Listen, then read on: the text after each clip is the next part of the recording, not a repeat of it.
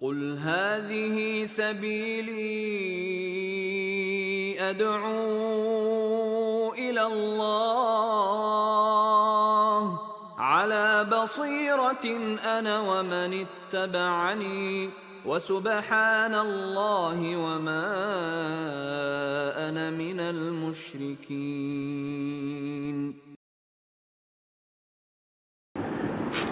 Assalamualaikum warahmatullahi wabarakatuh.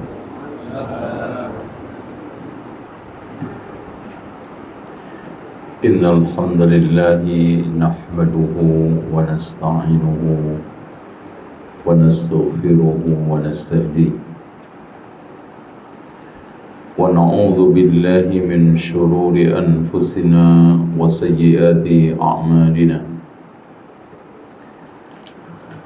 من يهده الله فلا مضل له ومن يضلل فلا هادي له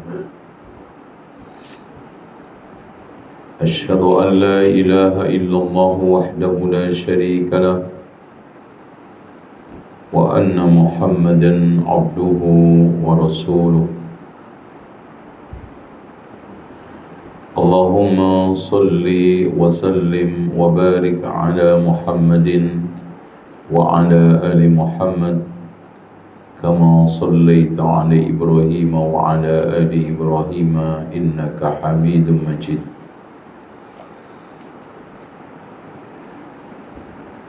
Saya ucapkan syukur, terima kasih kepada lajnah yang menyelenggarakan kajian ba'dal maghrib sampai selesai, yang dimana tema yang diangkat adalah Ya Allah ampuni aku dari buku yang saya tulis. Bisa dibuka di halaman pertama atau bab pertama halaman 1. Hakikat taubat. At-taubah itu berasal dari kalimat atu yang artinya adalah kembali, yang artinya adalah rujuk, dari kalimat taba yatubu taubatan, ya, di mana apa? Kembali, paham ya? Kembali. Pada Melayu juga kembali. Baik. Karena kembalinya seorang dari keburukan kepada kebaikan, kembalinya seorang kepada Allah Subhanahu wa ta'ala dengan pengakuan kesalahan dan dosa, dan itu adalah sumber keberuntungan. Makanya Allah berfirman di dalam surat An-Nur ayat 31, wa tubu ilallahi jami'an ayyuhal mu'minuna la'allakum tuflihun. Ya. Bertaubatlah kalian semua kepada Allah, wahai orang yang beriman, kalau kalian mau menjadi orang yang sukses, beruntung, berhasil.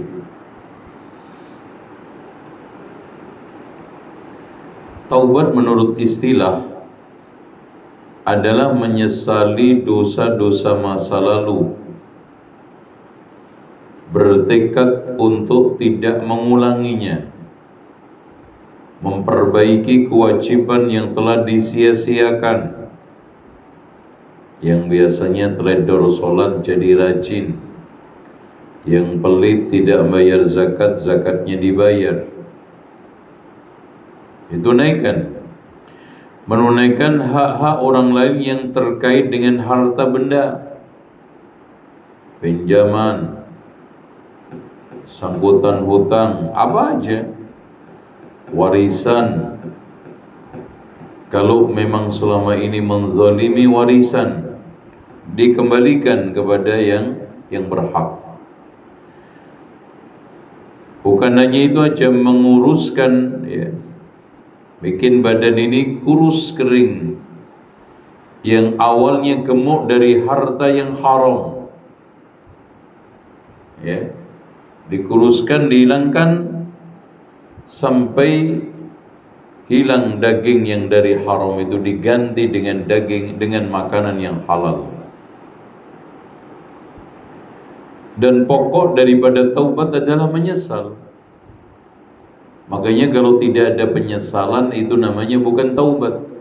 Makanya Rasulullah mengatakan, an-nadmu taubatun, nyesel itu adalah taubat.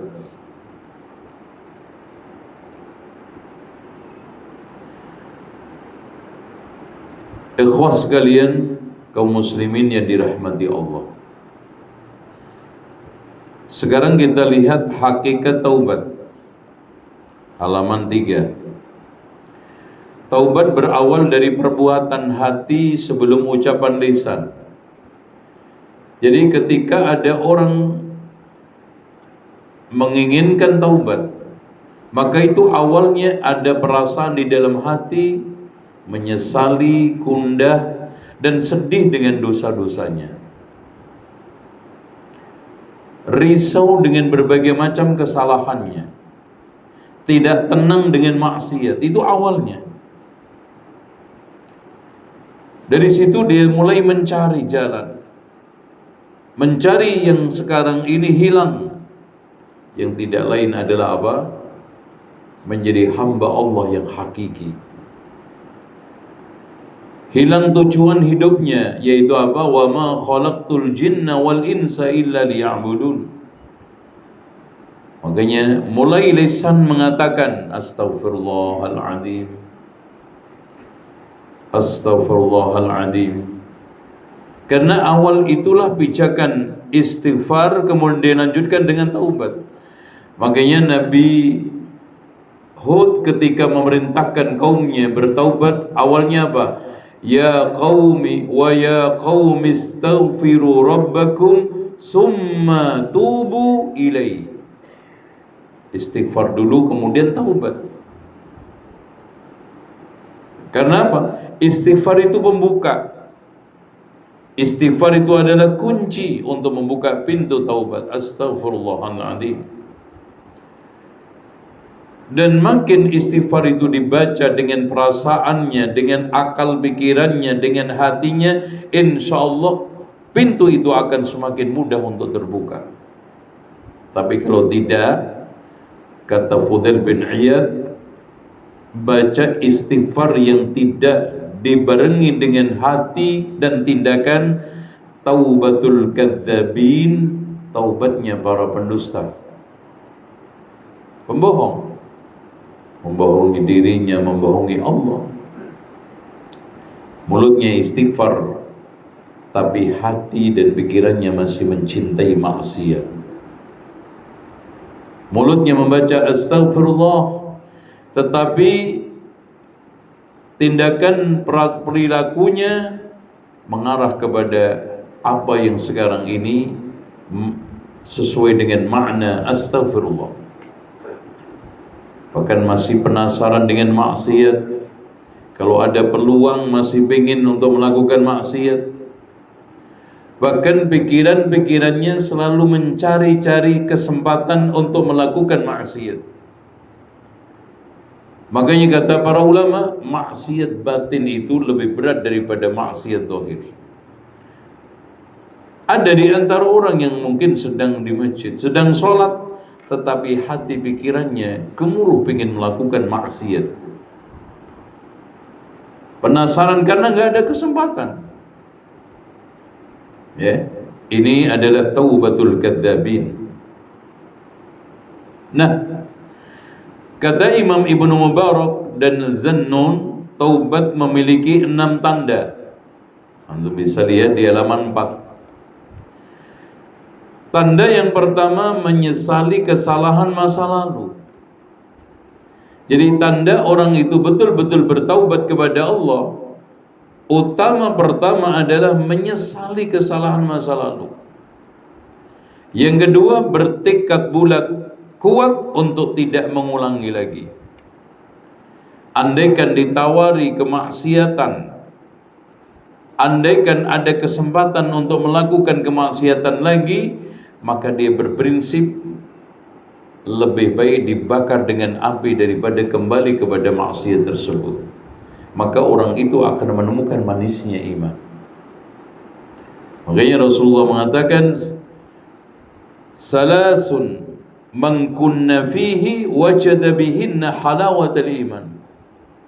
Ada 3 perkara, siapa yang memiliki 3 perkara itu akan mendapatkan manisnya iman.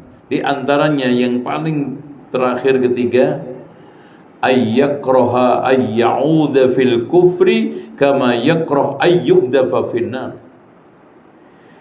Dia tak suka kembali kepada kekufuran, kemaksiatan, seperti tak suka dia dilempar ke dalam api. Bahkan kalau seandainya ada tawaran disuruh untuk masuk api atau masuk kekufuran lagi, kemaksiatan, maka dipilih itu apa? Api. Makanya ada kisah di kalangan Bani Israel, karena dia tergoda dengan maksiat, jarinya dibakar satu persatu. Ternyata setelah 10 jari terbakar, dia tidak tahan. Maka dia mengatakan ke dalam dirinya sendiri, bagaimana kamu bisa tahan dengan api neraka? Api dunia saja kamu tidak tahan. Masya Allah. Dan betul. Kenapa kata Rasulullah, narukum hada, api kamu yang di dunia ini, juz'un min sab'ina juz'an min nari jahannam, 70 kali lipat daripada neraka jahannam. Jadi kita itu neraka jahanam 1, api kita itu 70 kali lipatnya. Masya Allah. Tahan seperti itu. Ketiga, tanda orang itu bertaubat yang ketiganya, menunaikan kewajiban agama yang telah ditelantarkan selama ini. Ya Allah, saya memiliki kekayaan melimpah. Hari ini sampai detik ini saya belum berangkat ke tanah suci untuk menunaikan rukun Islam yang kelima. Langsung daftar. Karena kewajiban ini selama ini saya telantarkan. Yang perempuan selama ini tidak hijab menutup aurat, langsung setelah tahu perintah Allah di dalam surat Al-Ahzab langsung dipakai. Kewajiban apa saja yang selama ini ditelantarkan, maka langsung ditutup sebagai konsekuensi taubat. Yang keempat, mengembalikan hak-hak yang selama ini dirampas. Warisan yang tidak diberikan kepada pemiliknya yang berhak, hutang yang sekarang belum dibayar, atau tanah yang selama ini dirampas, atau kekayaan yang lainnya. Bahkan Masya Allah kata Rasulullah, man zalama shibran minal ardi, siapa yang mendolimi sejengkal dari tanah, tawwaqahu Allah Ta'ala sab'a radina yawmal qiyamah, dikalungkan nanti 7 lapis bumi ini di hari kiamat. Kenapa? Memang betul lebarnya cuma sejengkal, tapi kalau di dalam bisa 5 hektar. Coba ukur. Itu lebar 1 jengkal, tetapi ke dalam berapa? Makanya jangan meremehkan untuk mengambil tanah orang lain. Tanah fasos, tanah kerajaan, tanah jalan umum. Kalau memang bukan miliknya, jangan dipakai. Itu ya. Kelima, menguruskan badan yang selama ini darah dan dagingnya tumbuh dari barang yang haram dengan tangisan dan kesedihan, hingga daging dengan kulit lengket, kemudian tumbuh daging yang bagus hingga gemuk kembali. Itu.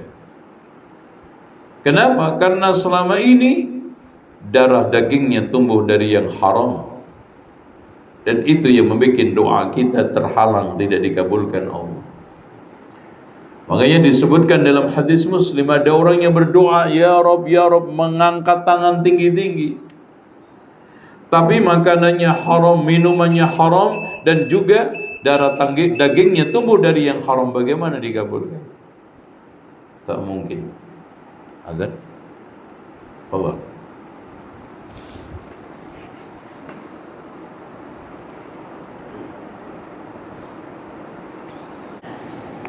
Kita lanjutkan. Ikhwas sekalian, di zaman akhir tak sedikit orang yang memudahkan untuk mengambil harta orang lain. Tak sedikit di antara manusia memudahkan untuk melakukan kezaliman orang lain. Padahal kata Rasulullah, man kanat lahu madlamatun li ahadin min irdihi, barang siapa yang mendolimi salah seorang dari saudaranya, baik dalam kehormatannya, au syai'in, atau apa saja, falyatahallalhu minhu al-yawm, hendaknya minta dihalalkan sekarang. Kenapa? Qabla alla yakuna dinarun wala dirham. Nanti di hari kiamat sudah tidak ada dinar, tidak ada dirham. Yang ada amal soleh sama amal buruk. Perhatikan, sampai ada orang yang bangkrut. Dia membawa pahala sholat, zakat, puasa, semuanya dibawa. Ternyata dia memukul si fulan, mendolimi si fulan, menuduh si fulan. Semuanya nagih sampai habis kebaikannya. Masih ada juga yang datang untuk meminta ganti rugi. Akhirnya keburukan orang tersebut diberikan ke dia, faturiha finnar, kemudian dilempar ke neraka jahanam. Makanya di sini katakan Rasulullah, in kana lahu amalun salihun ukhidha min biqadri madlamatihi. Kalau dia memiliki amal soleh, maka diambil darinya sekedar sejumlah sebesar kezaliman yang dia lakukan. Kalau 10 ambil 10, 20 ambil 20, 100 ambil 100. Wa illam yakun lahu hasanatun, kalau dia tidak memiliki simpanan kebaikan, ukhidha min sayyiati sahibihi, diambilkan dari keburukan orang yang meminta ganti rugi tadi. Fahumila alaihi, dibebankan kepada dia, akhirnya faturiha finnar, na'udzubillah. Dan tanda yang keenam, tanda orang itu taubat adalah dia mencicipkan badannya dengan perihnya ketaatan yang sebelumnya kenyang dengan kemaksiatan dan syahwat. Masya Allah, hari-harinya melakukan kebaikan, yang sholat 5 waktunya bersama rawatib, yang sholat duhanya, yang tahajudnya, yang menghatamkan Al-Quran berkali-kali. Masya Allah. Kenapa? Karena selama ini tubuhnya telah kenyang dengan kemaksiatan, tubuhnya telah puas dengan syahwat. Maka tanda di antara sekian tanda taubat, dicicipkan dengan perihnya ketaatan. Susahnya datang pergi ke masjid untuk sholat jamaah. Perihnya bangun qiyamul lail pada waktu jam 3 malam. Ketika yanzilu Rabbuna, Allah turun ke langit dunia untuk minta ampun kepada Allah, taubat kepada Allah, yang dimana Allah menantang kepada seluruh hambanya, man yad'uni fa astajiba lahu, siapa yang minta saya akan kabulkan. Wa man yas'aluni fa'utiyah, siapa yang memohon sesuatu saya akan berikan. Wa man yastaghfiruni fa'aghfir lahu, siapa yang minta ampun aku akan ampuni. Masya Allah. Tapi enggak sedikit orang yang menyanyiakan waktu ini. Makanya saya ajakkan kepada diri saya dan antum semua, kasihlah bagian dari mata kita untuk melek, untuk begadang, untuk bangun dari sebagian waktu yang utama di sepertiga terakhir malam, untuk munajat, untuk taubat, untuk kembali kepada Allah, untuk memohon berbagai macam hajat kita. Jangan sampai kita itu masuk ke dalam hadis Rasulullah yang dikeluarkan oleh Imam Ibnu Hibban dalam sahihnya, innallaha yubghidu kulla ja'dhariyin jawad. Allah itu benci orang yang dungu lagi kasar. Sakhafin bil aswaq, suka teriak-teriak di pasar. Jifanin bil laili, bangkai pada waktu malam hari. Wa himarin bin nahar, keledai di siang hari. Wa alimin bi amri dunia, dan sangat alim dalam masalah urusan dunia. Tapi wa jahilin bi amril akhirah, sangat bodoh dalam masalah urusan akhirat. Sampai hari Jumat aja, sholat Jumat tak tahu. Pak, sholat Jumat itu hari apa? Masya Allah, hari Senin. Ya kan gitu, Masya Allah. Jahil, tak tahu menahu tentang bagaimana tata caranya sholat, bagaimana puasa yang benar, bagaimana umroh. Agamanya nol. Tapi masalah urusan dunia, Masya Allah, alim fasik.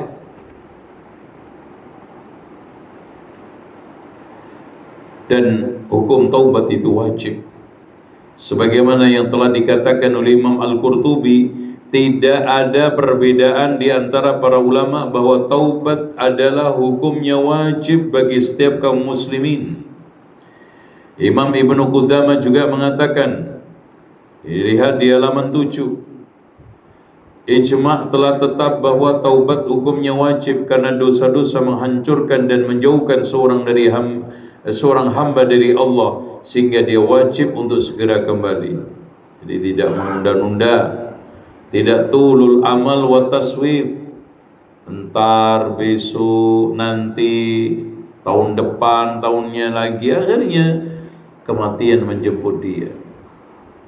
Dan tidak ada satupun yang tahu kapan kita itu diambil Allah.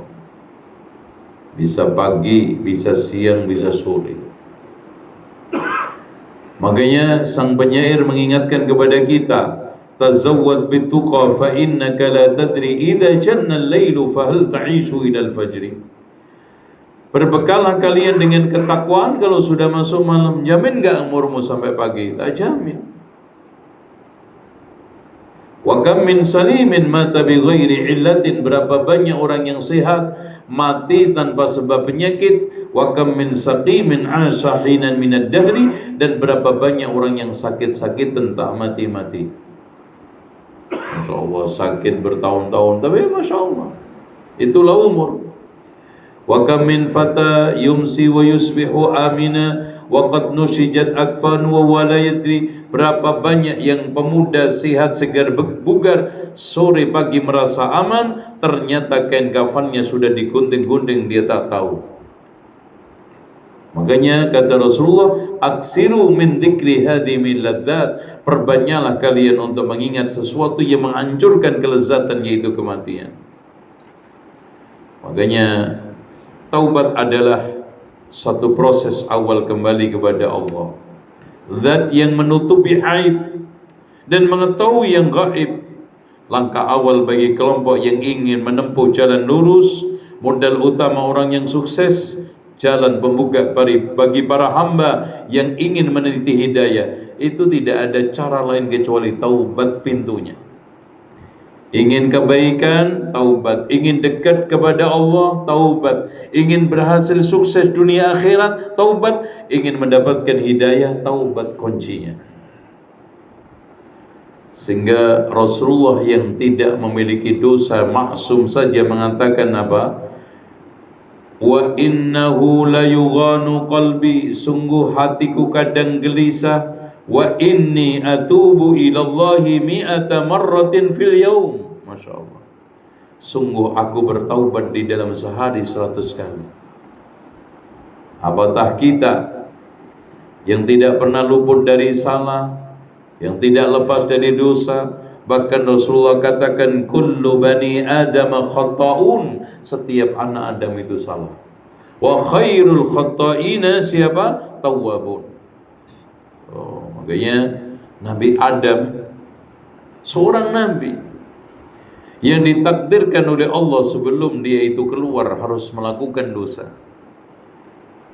Allah singkirkan seluruh keburukan dengan apa? Rabbana zalamna anfusana wa illam taghfir lana wa tarhamna lanakunanna minal khasirin.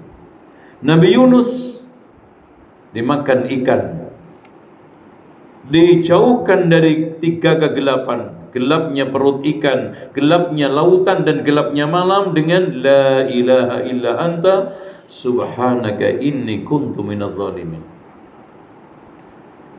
Orang itu kalau mengakui kesalahan itu akan lebih baik daripada dia merasa selalu orang baik, merasa tidak punya kesalahan, merasa tidak punya dosa.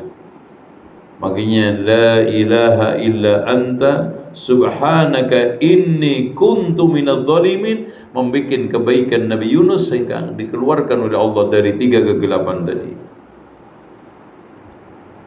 Selanjutnya, lihat taubat. Masya Allah, ada seorang perempuan yang pada zaman Rasulullah mengaku berzina, akhirnya dirajam.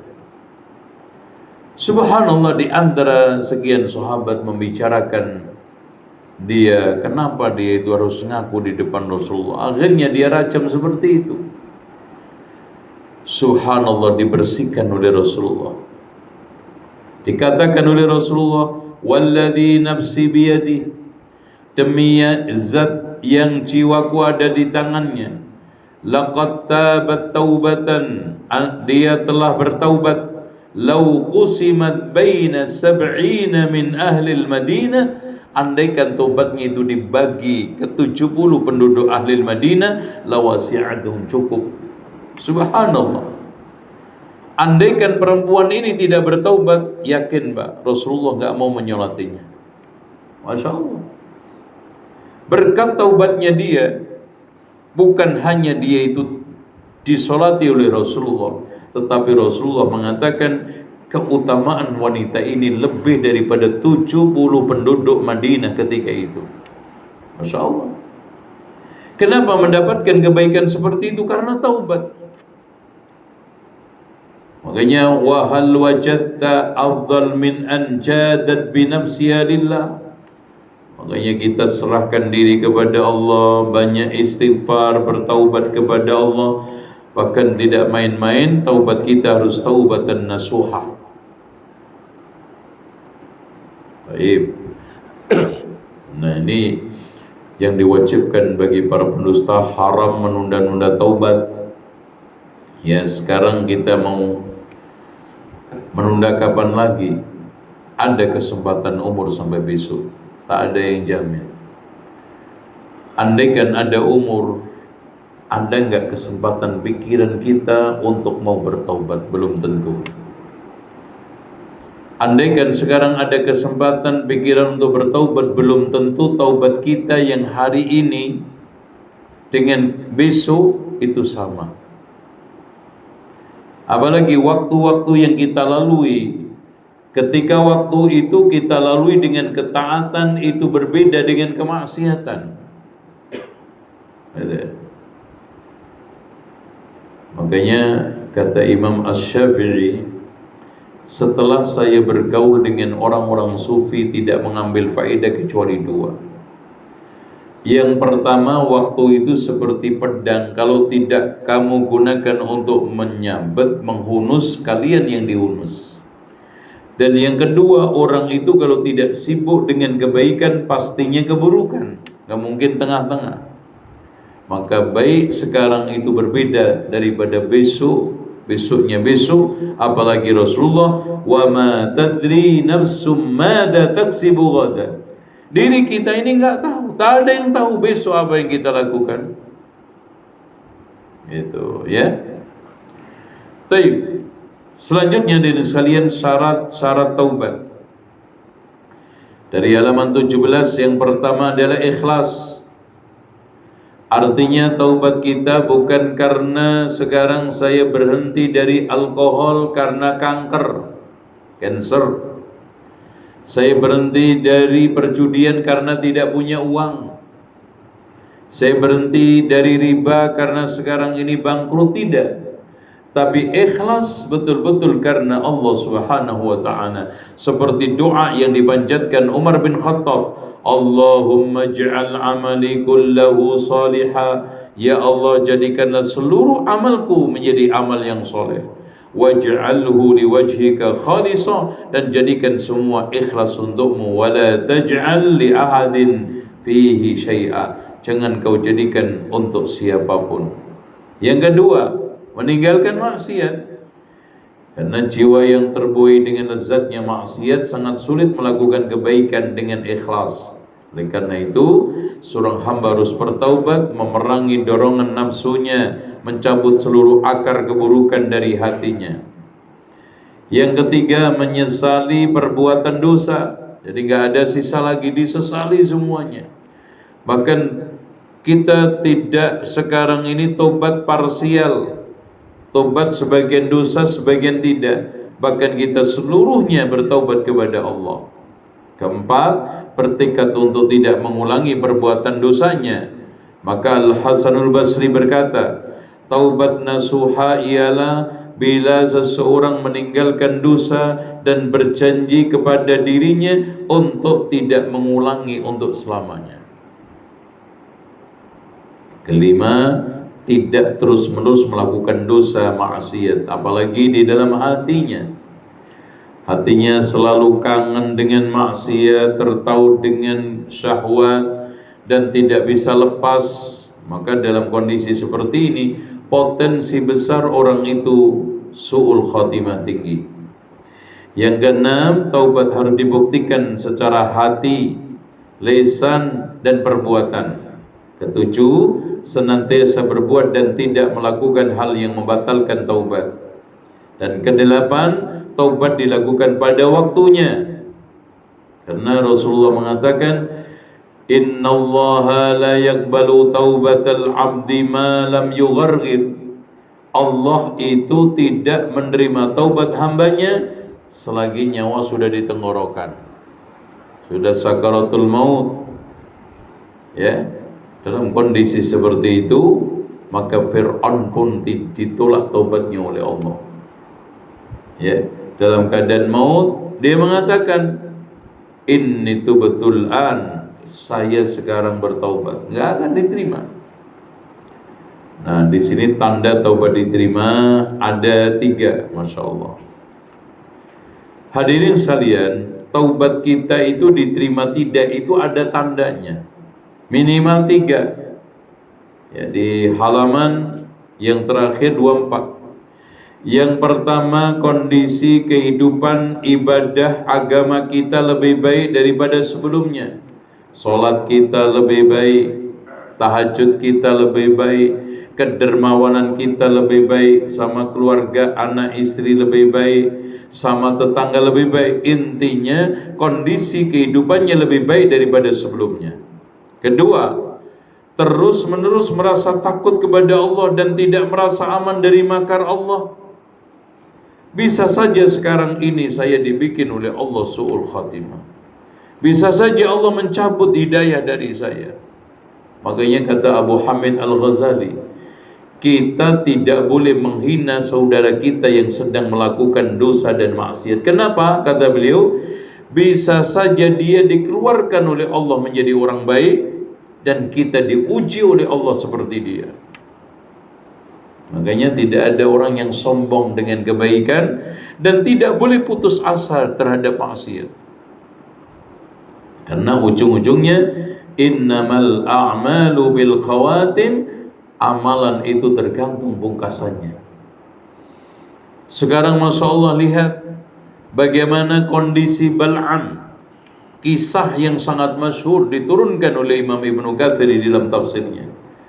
Awalnya adalah orang soleh yang memiliki banyak karamah, ternyata dibikin oleh Allah wafat su'ul khatimah, yang hidup pada zaman Nabi Musa. Bagaimana seorang ahli ibadah Barsesok, ahli ibadah hari-harinya tidak pernah melihat maksiat, tapi akhirnya ditutup oleh Allah dengan sujud kepada iblis. Masya Allah. Makanya kita mohon kepada Allah untuk istiqamah, untuk wala tamutunna illa wa antum muslimun. Itu yang paling terpenting. Nah, yang ketiga, tanda taubat itu diterima, hati merasa tercabik-cabik, sedih ketika teringat dengan dosa-dosanya. Jadi kalau ada orang taubat, ingat terhadap dosanya itu masih ketawa-ketawa, masih senang riang, itu namanya bukan taubat. Jadi tanda orang taubat, kondisi kehidupannya lebih baik, ibadahnya, agamanya makin baik, hubungan dengan hablum minallahnya makin baik, hablum minan nasnya juga makin baik. Kedua, terus menerus merasa takut kepada Allah, tidak aman terhadap makarnya. Dan yang ketiga, hatinya sedih ketika ingat terhadap maksiatnya. Nah, ini menguak rahasia taubat, cara mudah bertaubat ini.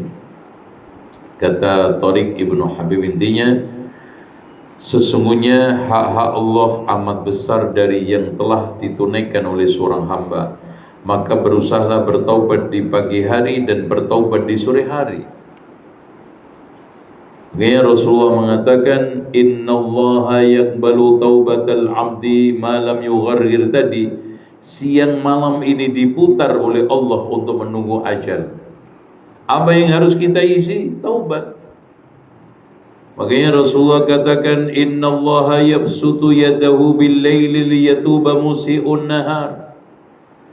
Allah itu membuka tangannya di malam hari untuk menerima taubat hambanya yang salah di siang hari, dan buka di siang hari untuk menerima taubat hambanya yang salah pada waktu malam. Artinya Allah memiliki sifat la ta'khuduhu sinatun wala naum, tidak pernah tidur dan juga ngantuk, membuka 24 jam bertaubat. Artinya apa? Kalau kita sampai meninggal dunia masih bawa dosa keterlaluan, kemana aja? 24 jam dibuka Allah. Yang salah di siang diterima di malam, yang salah di malam dibuka di siang. Allah tak tidur, tak ngantuk. Terus kemudian kita meninggal dunia masih bawa dosa, kemana aja? Subhanallah. Harusnya hadirin sekalian, kita tidak mungkin memiliki sisa dosa, apalagi Rahman Rahimnya Allah, Pak. Kita salah 70 tahun lebih bisa dihapus, dimaafkan oleh Allah, diampuni Allah dalam taubat cuman sehari. Masya Allah, sehari. Bukankah orang yang membunuh 100 ditaubat, terimanya taubat berapa? 1 hari. Dia hijrah menuju ke satu tempat, diwafatkan oleh Allah di tengah jalan. Sampai malaikat rahmat sama adab rebutan. Akhirnya lebih dekat kepada tempat yang hijrah 1 jengkal, akhirnya milik malaikatur rahmah. Subhanallah. Salah berapa tahun? Lebih daripada umurnya dihabiskan untuk maksiat. 100 orang dibunuh, tapi Allah maafkan dengan taubat 1 hari. Allahu Akbar. Dan kebaikan kita meskipun cuma 1 hari, bahkan mungkin 1 menit, Allah tak hapus karena kesalahan kita 70 tahun lebih. Subhanallah. Itulah hakikat daripada Alhamdulillahi Rabbil Alamin Ar-Rahmanir Rahim. Zat Maha Rahman Rahimnya Allah. Qul ya ibadiyalladzina asrafu ala anfusihim la taqnatu min rahmatillah. Jangan putus asa dari rahmat Allah. Innallaha yaghfiru dzunuba jami'a, semua. Mau dosa besar, dosa kecil, dosa apapun, termasuk syirik kufur, semuanya diampuni oleh Allah Subhanahu wa ta'ala. Makanya jangan buang waktu. Yuk, ada kesempatan bertaubat sekarang. Selanjutnya, agar tidak terbelenggu dengan maksiat. Ini langkah-langkah agar kita tidak terbelenggu dengan maksiat.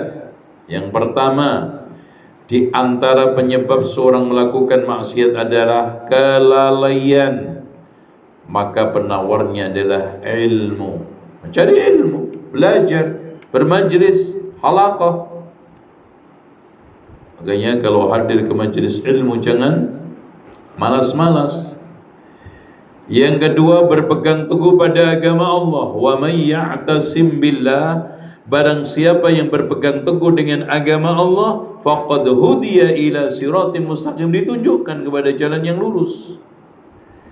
Yang ketiga, menumbuhkan rasa takut bahwa Allah akan mempercepat siksaannya di dunia. Bisa saja dosa-dosa antum itu dikontanin Allah di dunia.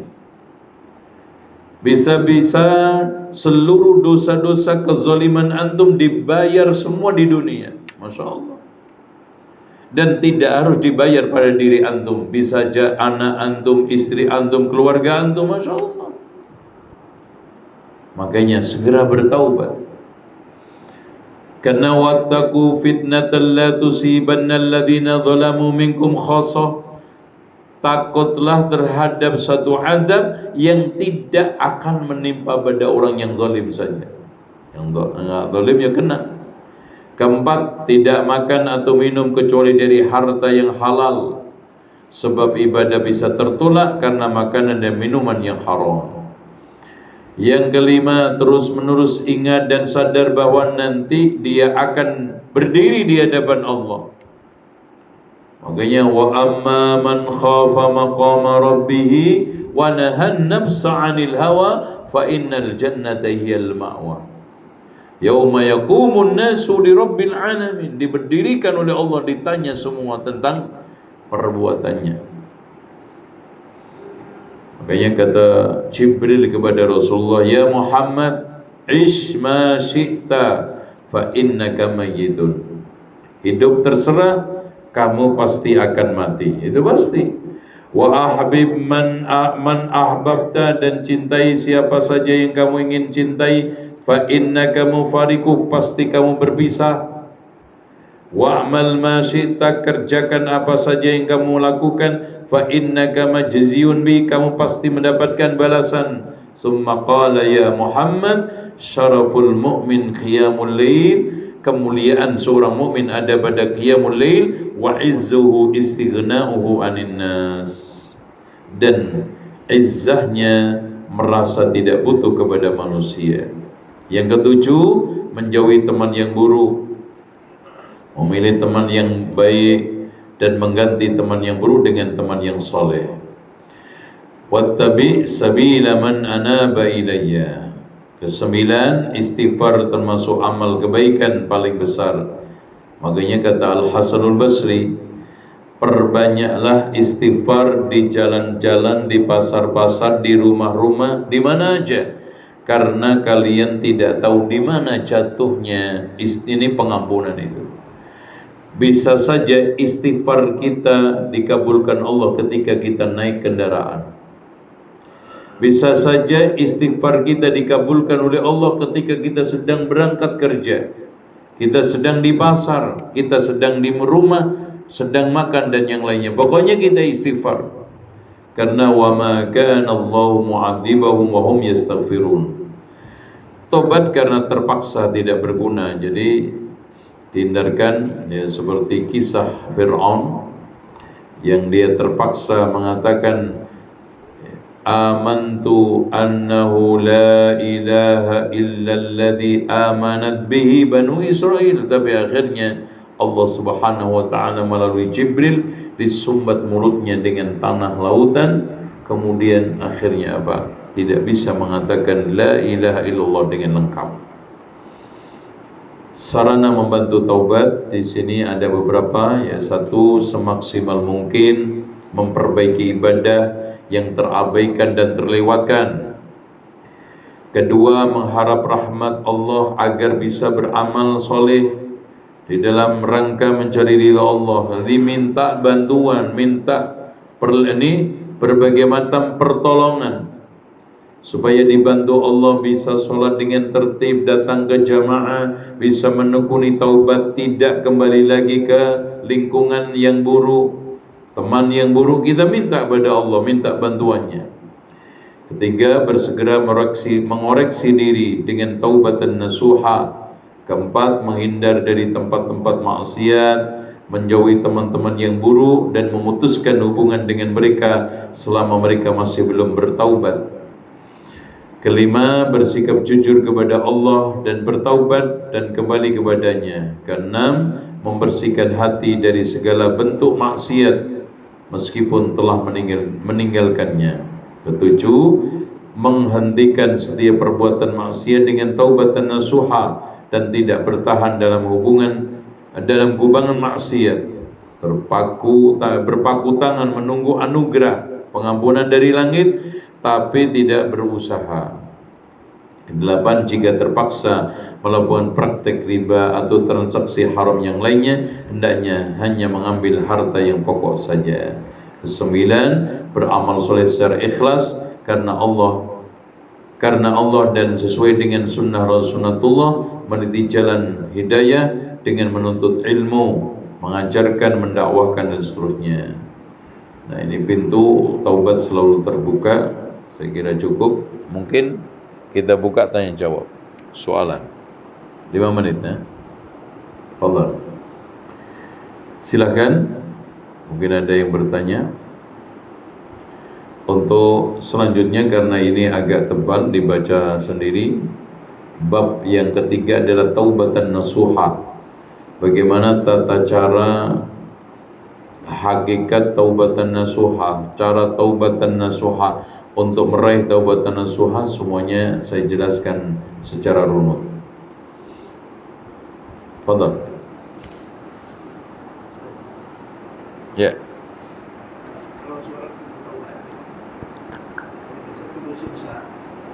Ya. Dalam keadaan dia tidak tahu yang dia sedang melakukan satu lagi dosa besar yang lain, apakah dosa yang dia tidak ketahui itu terhapuskan dengan taubatnya yang Baik. Perlu diketahui bahwa siapapun yang sudah bertaubat, maka dosa-dosa yang lainnya itu tidak mempengaruhi dosa yang lain. Umpamanya begini, ada orang yang sudah bertaubat dari menipu, bohong, tapi dia sekarang ini belum bertaubat dari transaksi riba, maka taubat dari menipu bohong ini tidak terhapus karena dosa ini. Maksiat yang bisa menghapus semua amal soleh cuma satu, yaitu apa? Syirik. Karena Allah mengatakan, la in asyrakta la yahbatanna amaluka wa la takunanna minal khasirin. Wahai Muhammad, kalau kamu berbuat syirik, maka seluruh amalmu terhapus dan kamu nanti di akhirat tergolong orang-orang yang rugi. Selainnya nanti ditimbang, fa amma man saqulat mawazinuhu fa huwa fi 'ishatir radiyah, tapi wa amma man khaffat mawazinuhu fa ummuhu hawiyah. Ditimbang mana banyak nanti amal soleh atau amal toleh, amal baik atau amal buruk. Seperti itu. Makanya innallaha la yaghfiru an yushraka bihi wa yaghfiru ma duna dzalika liman yasha. Allah tidak akan mengampuni dosa-dosa syirik dan mengampuni selainnya. Artinya, andaikan sampai mati belum sempat taubat, kalau syirik tak akan diampuni Allah. Tapi selain syirik ada peluang. Dari mana? Satu, mungkin istighfar dan permintaan ampun saudara-saudaranya yang masih hidup. Rabbana ighfir lana wa li ikhwanina alladhina sabaquna bil iman wa la taj'al fi, kita mintakan ampun kepada saudara-saudara kita yang telah meninggal dunia. Dari dosa apa? Dosa yang belum diampuni. Kalau sudah diampuni nggak perlu dimintakan. Yang kedua, salat jenazahnya kaum muslimin. Ketika salat jenazah itu baca apa? Allahumma ighfir lahu warhamhu wa'afi wa'fu anhu wa akrim, dan seterusnya. Yang ketiga, kebaikan-kebaikan yang dia miliki. Karena Allah mengatakan innal hasanati yudhibna sayyiat. Kebaikan-kebaikan itu menghapus keburukan. Ya, keempat ya. Keempat. Keempat adalah al-masaib. Dari mulai sakit, ujian, cobaan bisa menghapus. Ya. Oleh karena itu tidaklah ada orang sekarang ini kena sakit termasuk capek dan yang lainnya. Hatta syaukatu, kata Rasulullah, sampai hanya sekedar duri yang nancap di kaki kita, Allah gunakan untuk mengampuni dosa kita. Masya Allah. Yang kelima, rintangan akhirat. Dari mulai siksa kubur, kemudian nanti kita dibangkitkan kepanasan, dari mulai kita nanti berdiri di hadapan Allah, ditanya satu persatu kesalahan kita, lalu ditimbang, di proses meniti sirat, ini semuanya rintangan. Maka ini juga menghapus dosa-dosa kita. Kemudian yang juga tidak kalah pentingnya adalah syafa'atus syafi'in, syafaatnya orang yang memberikan syafaat. Ya, anak kecil yang meninggal dunia memberikan syafaat kepada orang tuanya. Ulama memberikan syafaat kepada jamaahnya. Syafaat. Nah, yang ketujuh yang secara khusus adalah fitnah azab kubur. Makanya bisa menghilangkan dosa apa kencing. Makanya Rasulullah mengatakan inna amata azabil qabri minal baul, kebanyakan siksa kubur diakibatnya karena kencing. Kenapa? Dan yang kedua namimah, Masya Allah. Ini ada kaitannya dengan mahsyar nanti, di mana kata Rasulullah untuk hak Allah yang pertama kali dihisab adalah sholat. Makanya kalau orang sudah disiksa karena kencingnya, potensi sholatnya tidak diterima Allah. Tuh, lihat. Dan antar hak Adam nanti yang paling pertama kali dihisab oleh Allah adalah darah. Dan rata-rata pertumpahan darah, pembunuhan itu dipicu dengan fitnah namimah. Tuh, lihat ya.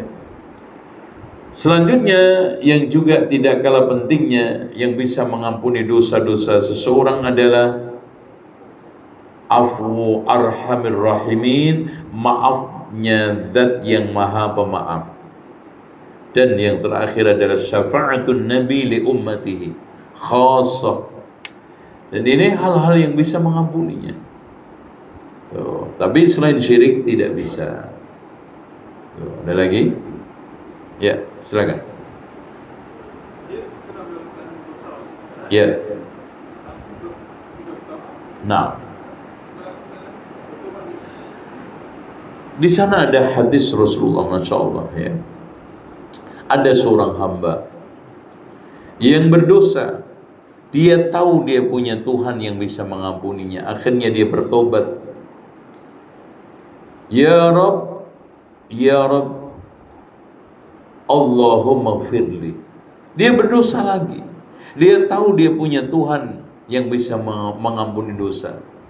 Kemudian dia bertaubat, kembali lagi berbuat dosa, sampai akhirnya Allah mengatakan i'malu ma syi'tum qad ghafartu lakum. Lakukan terserah kamu, aku akan ampuni selagi kamu bertaubat. Masya Allah. Makanya ketika iblis bersumpah di hadapan Allah, aku akan terus sesatkan anak Adam selagi hayat masih di kandung badan. Apa kata Allah? Aku terus akan ampuni dia selagi dia itu beristighfar. Masya Allah. Itu. Ini adalah rahman rahimnya Allah. Jadi tidak ada istilahnya Allah itu pelit. Makanya kesalahan Allah itu dibangun di atas kemurahan dan kemudahan. Kesalahan dengan sesama manusia dibangun di atas kesulitan dan kepelitan. Pelit. Coba antum minta ampun, astagfirullah, baca istighfar sambil naik kendaraan, kereta. Boleh tidak? Boleh.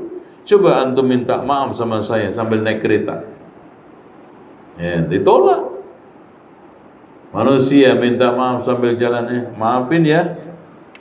Nggak mungkin. Itu makanya kita berbanyak untuk taubat dan istighfar. Ya. Innallaha yaghfiru dzunuba jami'a, semuanya. Nggak ada satupun yang tidak diampuni oleh Allah kalau kita bertaubat dengan taubatan nasuha. Gitu. Oke. Ada lagi? Ada lagi? Insyaallah cukup. Baik, insyaallah kita cukupkan sekian dari bedah buku Ya Allah Ampuni Aku. Untuk sisanya insyaallah antum bisa baca sambil istirahat, menikmati kopi di beranda rumah, baca buku, atau sedang tafakur di masjid menunggu sholat. Mudah-mudahan buku yang kecil ini bisa menambah proses kita meniti jalan taubat kepada Allah, insyaallah biidznillah. Demikian, subhanakallahumma wa bihamdika asyhadu an la ilaha illa anta astaghfiruka wa atubu ilaik. Wa sallallahu ala Muhammadin wa ala ali Muhammad walhamdulillahi rabbil alamin. Wassalamualaikum warahmatullahi wabarakatuh.